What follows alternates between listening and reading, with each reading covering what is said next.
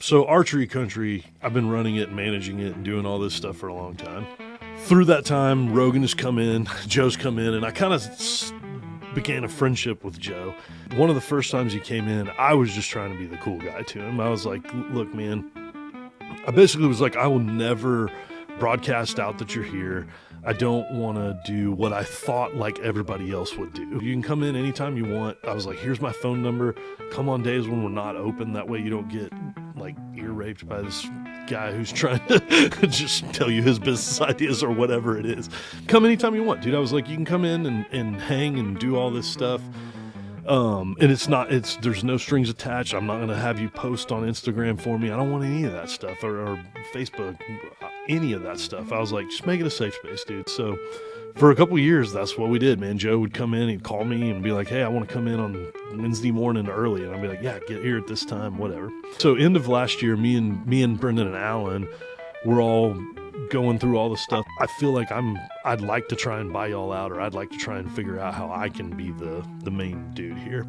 So they both agreed. They were like, yeah, cool, we can entertain that. And I told Joe that, and Joe was like, man, you know what you should do? He's like, you should let me and Evan come in as business partners on this deal and really try and blow it up. So Joe calls me that night, texts me, and is like, hey, try and figure that out, dude. Let me and Evan come in as business partners. And I'm like, yeah, that's a wild thing to even think about. Evan calls me the next morning and he's like, dude, what'd you do to Joe? He's like, I spent a while on the phone last night with Joe talking about the possibilities of Archery Country and where we can take it. And I'm like, really? And he's like, yeah. He's like, Joe's pretty fired up.